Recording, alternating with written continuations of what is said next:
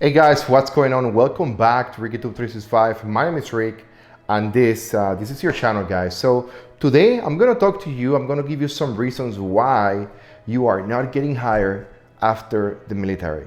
But remember this: I'm gonna show you first the bad part of this whole situation, and then tomorrow you will see 9 different ways for you to change your doings so you can get hired right away. Let's begin. So reason number one, guys, the first reasons why you are not getting hired is because you cannot accept to yourself like 100% that you are just starting over.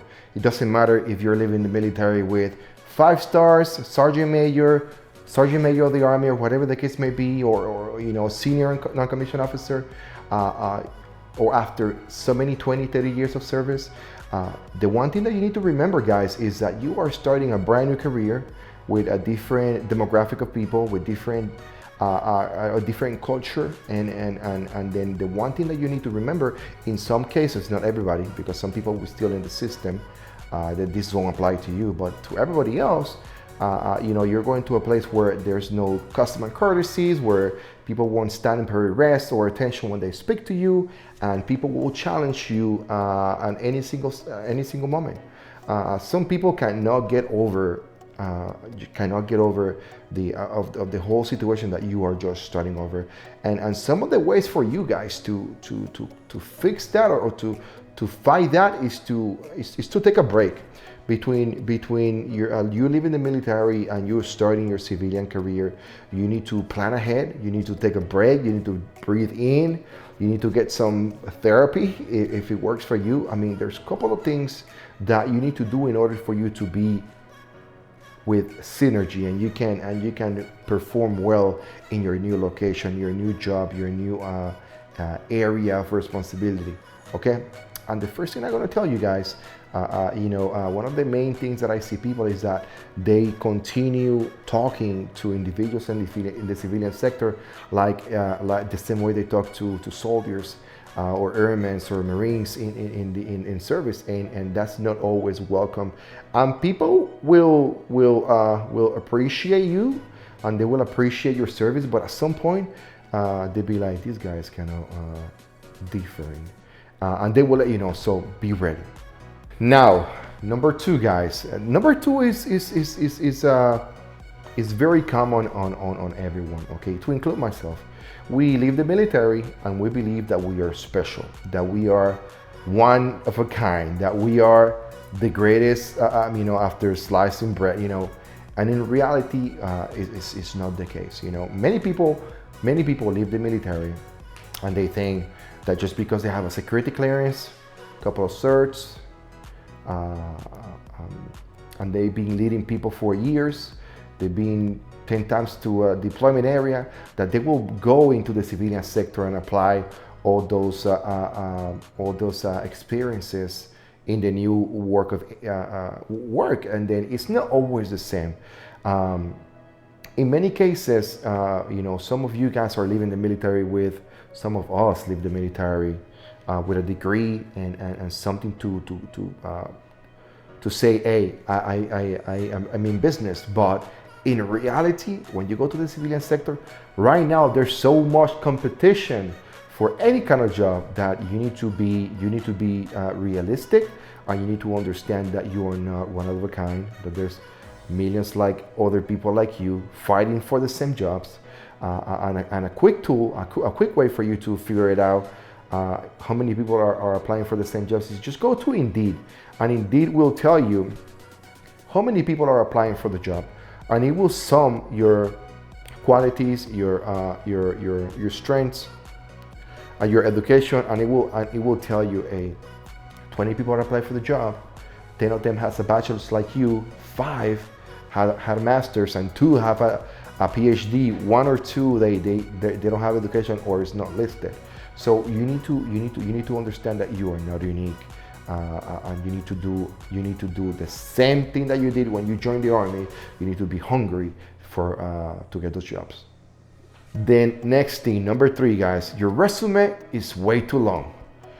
In some cases, your resume is longer than anybody else in that company that you're trying to apply for. I mean, if you're applying for Amazon, your resume is longer than Bezos' resume. If you're applying for Facebook, you know, Zuckerberg is a baby. Zuckerberg is a baby next to you, and believe me, the guy's worth $60 billion. So some of you guys needs to understand that when you leave the military, you know, your resume must be like a windshield. You know, it has to say and represent the strengths that you have, the qualities that you have that will allow you to do those duties listed on the job description, that will empower you and help you to get that job done in the future. Everything that you have that will help you do the job in the future, put it there. If it's too much, it's too much, okay?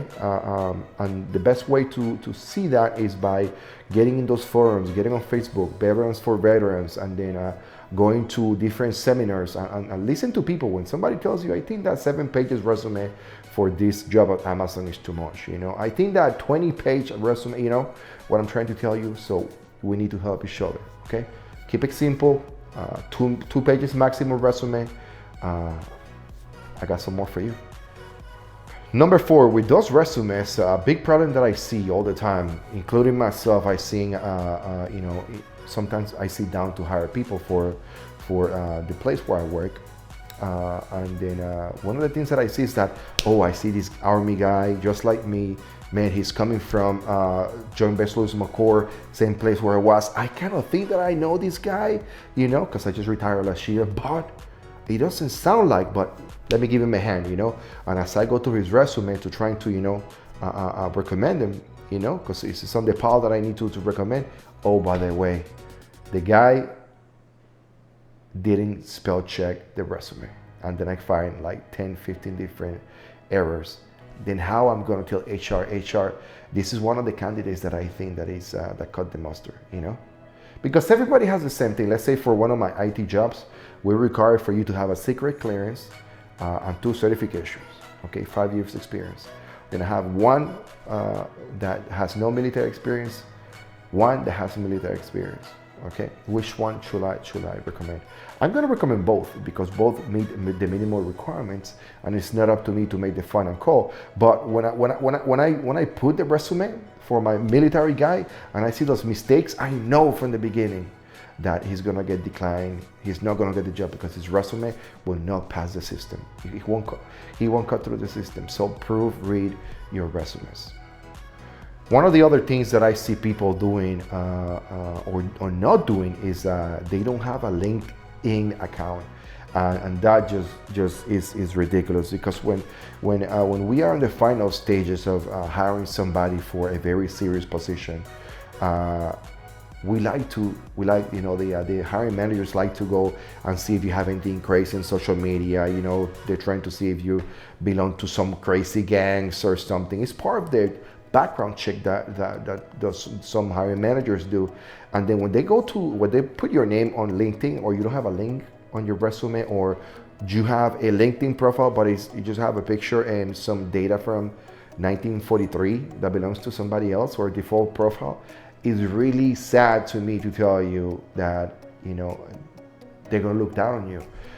So if you have any type of social media and you're looking for a job, I'm gonna tell you the truth. All your social media, private.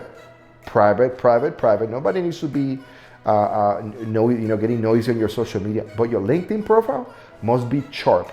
Your clearance jobs profile must be sharp, because people will be looking at you on those through those venues. So remember that. Now, one thing that I tell people all the time is be careful what you post on social media. Some of you guys think that social media is just for young kids. You guys don't do Facebook, you guys don't do Instagram.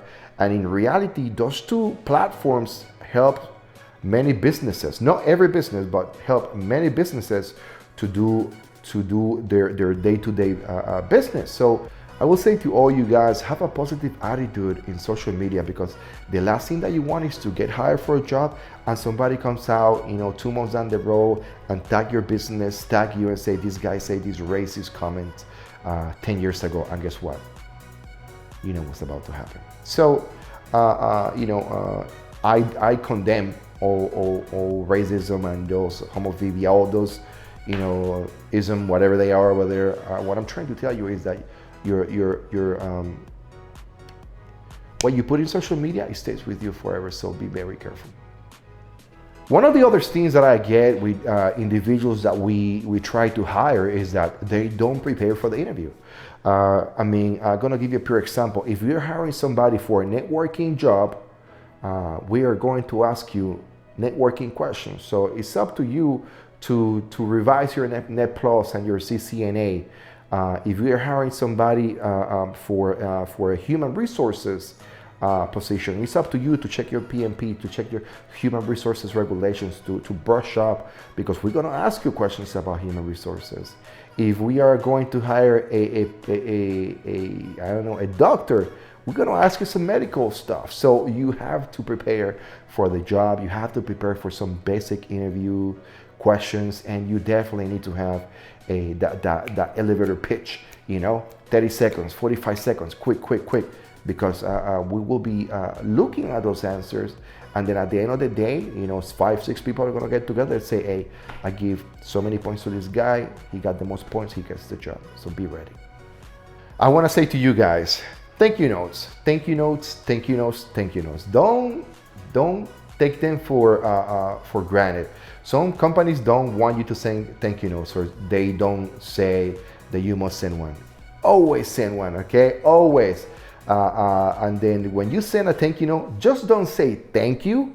Make sure that you can remember some of the questions and the members of the board, and you can address back at your hiring manager or the person who's trying to who's been contacting you and setting up the interview, to say, hey, thank you so much for helping me out through the process, to this email or to this letter. I'd like to say thank you to such and such persons, and then I just wanna I wanna say thank you for the opportunity.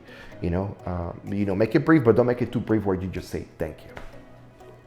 The last thing, guys, don't go to a job interview not knowing what you want to do, okay? Because that would be really bad. We want you to know what you want to do, what you want to do. We want to know what are your short, immediate and long-term goals, guys. Have some short-term goals, have some immediate goals, and some long-term goals on your mind. If you're coming to a company and you're trying to get a job with the company, make sure that you're trying to tell me, hey, what you expect from a company, which level you are trying to attain to gain, what kind of experience you would like to get from this company, what are you planning on to do in this company as an employee.